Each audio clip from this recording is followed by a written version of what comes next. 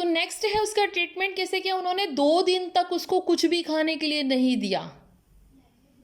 He kept an eye on him, उस पर नजर रखी, गिविंग हिम नो फूड, कुछ भी उसको खाने के लिए दिया, बट प्लेंटी ऑफ वाटर, लेकिन पानी बहुत सारा दिया पीने के लिए। At the end of the second day, दूसरे दिन के अंत तक, he stirred to show some interest, he started to show some interest, उसने कुछ इंटरेस्ट दिखाना शुरू कर दिया अपने आसपास, सराउंडिंग्स अपने आसपास।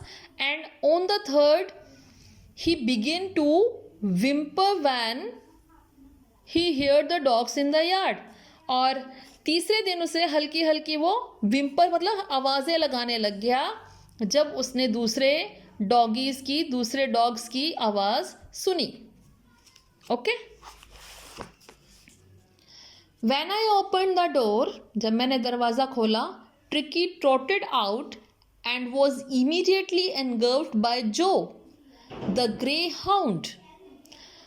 अब यहाँ पर जब मैंने दरवाज़ा खोला तो ट्रिकी जो है ट्रोटेड आउट मतलब बाहर आ गया, and was immediately engulfed. Engulf मतलब क्या होता है, मिक्स हो जाना, ठीक है, घिर जाना। जो था, जो एक दूसरा डॉग था, ग्रे हाउंड उसकी ब्रीड है, ग्रे हाउंड उसकी ब्रीड है, और जो उस डॉग का नेम है, उसने उसको आके घेर लिया, उसके और उसके दोस्तों ने, ठीक है। जो कौन है, अ ग्रे हाउंड डॉग, ये उसकी ब्रीड है बेटे, ठीक। ग्रे हाउंड नस्ल का जो डॉग था, जो उसने और उसके साथियों ने उसको आके घेर लिया जैसे वो कमरे से बाहर निकला। After rolling him over and thoroughly inspecting him, तो उसको रोल करने लगे, उसको चेक करने लगे, उसको उलटने पलटने लगे, उसको चेक करने लगे। The dogs moved of down the garden, तो फिर वो कहाँ चले गए, वो गार्डन की तरफ चल पड़े। ट्रिकी फॉलोड दैम, ट्रिकी भी उनके पीछे पीछे चल पड़ा। Rolling slightly with his surplus fat, कैसे करते हुए, जो सरप्लस मतलब होता है एक्सेस, सरप्लस मतलब क्या होता है, एक्सेस फैट, उसकी जो चर्बी बहुत ज़्यादा थी उसको लेके लड़खड़ाता हुआ वो भी उसके पीछे पीछे से चल पड़ा उनके पीछे। ओके, लेटर दैट डे, और उस दिन के बाद, I was present at feeding time, मैं फीडिंग टाइम मतलब खाने के समय भी प्रेजेंट था।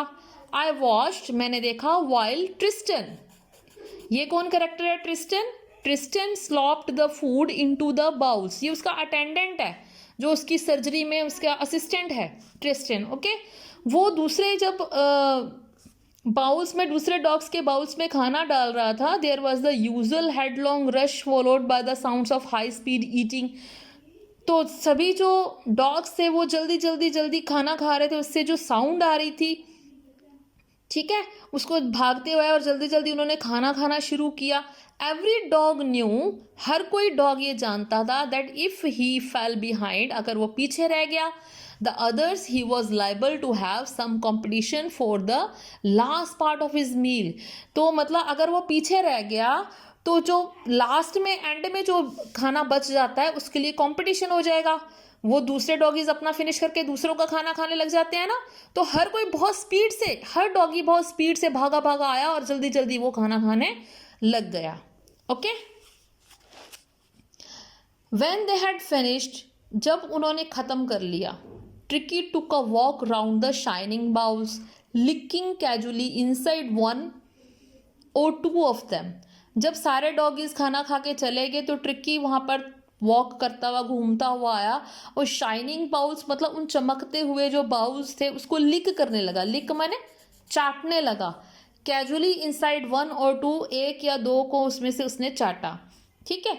नेक्स्ट डे, अगले दिन, an extra bowl was put out for him, अगले दिन अब एक एक्स्ट्रा बाउल भी रखा गया ट्रिकी के लिए। And I was pleased to see him jostling his way toward it, और कहते हैं मैं उसको देख के कि बहुत ही खुश हुआ कि वो वहाँ आके खाना खाने लग गया। From then on his progress was rapid, उसके बाद से उसकी जो प्रोग्रेस है वो रैपिड होगी, मतलब फास्ट हो गई। He had no medical treatment of any kind but all day he ran about with the dogs, joining in their friendly scrimmages. तो मतलब वो उसको कोई मेडिकल ट्रीटमेंट नहीं दिया गया, उसको कोई मेडिसिन नहीं दी गई, उसको कोई इंजेक्शन नहीं लगाया गया, लेकिन सारा दिन वो क्या करता था, दूसरे डॉग्स के साथ ज्वाइन किया उन्होंने, उनके साथ फ्रेंडली स्क्रिमेजेस मतलब छोटी मोटी जो लड़ाइयाँ थी वो लड़ता था, उनके साथ खेलता था, उनके साथ भागता था. He discovered the joys of being bowled over, tramped on and squashed every few minutes. He became an accepted member of the gang, an unlikely silky little object among the shaggy crew, fighting like a tiger for his share at mealtime and hunting rats in the old hen house at night. He had never had a such time in his life. अब उसने क्या देखा कि जब छोटी मोटी जब लड़ाइयाँ लड़ते हैं वो एक दूसरे को उलटते पलटते हैं, एक दूसरे को भागते हैं, पीछे छोड़ जाते हैं, तो वो उनका मेंबर बन गया. एक्सेप्टेड जो है उस gang, accepted member of the gang, उस गैंग का एक्सेप्टेड मेंबर बन गया. अब उस पूरे गैंग में वो सिल्की क्योंकि उसके बहुत सॉफ्ट फर था, वो छोटा सा ऑब्जेक्ट बन गया उस शैगी क्रू में.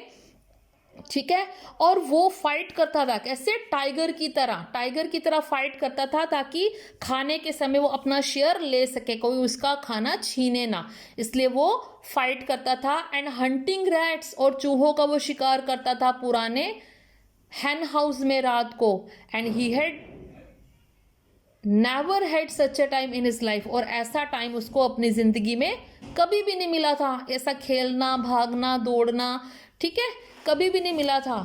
इसलिए अब वो रिकवर हो रहा था. All the while Mrs Pomfrey hovered anxiously in the background, ringing a dozen times a day for the latest bulletins. और इस दौरान जो मिसेस पम्फ्री होती हैं वो बहुत ही वरिड होती है, बहुत ही एनेक्शियस होती है, चिंतित होती हैं उसके बारे में, और वो डजन टाइम अ डे मतलब दिन में दर्जन बार, 12 times a day फ़ोन करके लेटेस्ट बुलेटिन मतलब क्या अगली लेटेस्ट न्यूज़ है वो पूछती रहती थी, फ़ोन करती थी बार बार. अब कैसा है ट्रिकी में कुछ सुधार हुआ कि नहीं.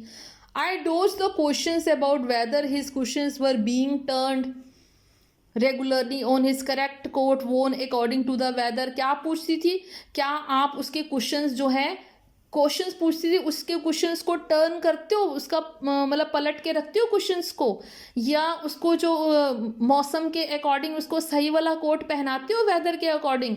But I was able to tell her that the little fellow was out of danger and convalescing rapidly. What is the meaning of convalescing?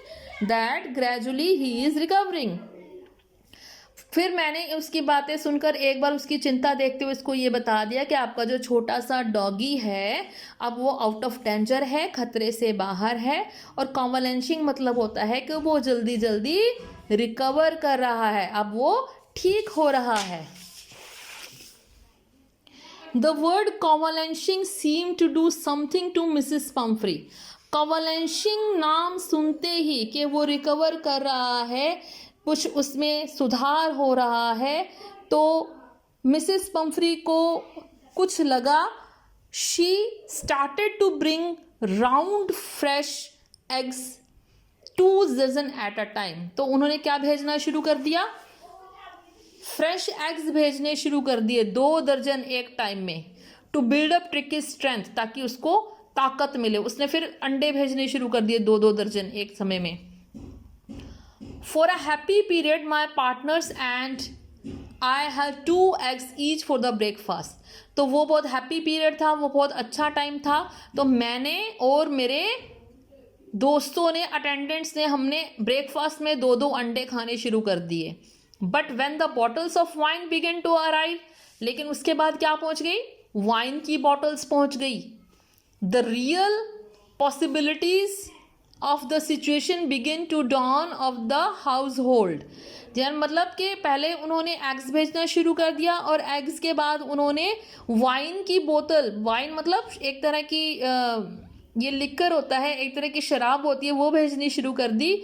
और मतलब इस एक के बाद एक पॉसिबिलिटीज़ ऐसे होने लगे कि उनको सब कुछ समझ आने लग गया, उनकी क्या कारण है. It was to enrich Tricki's blood, क्यों वो भेजती थी? ताकि ट्रिकी के खून को ज़्यादा ताकत मिले, खून बने इसका। Lunch become a ceremonial occasion, और जो लंच था वो ऐसा था जैसे कोई सेरेमोनियल ओकेजन हो, कोई मतलब के उत्सव हो। विद 2 ग्लासेस ऑफ वाइन, वो लंच में 2 ग्लास वाइन पीते थे, ब्रेकफास्ट में 2 अंडे खाते थे, before and several during the meal, और वो खाना खाने से पहले और उसके खाना खाने के साथ साथ वो वाइन पीते थे। ओके।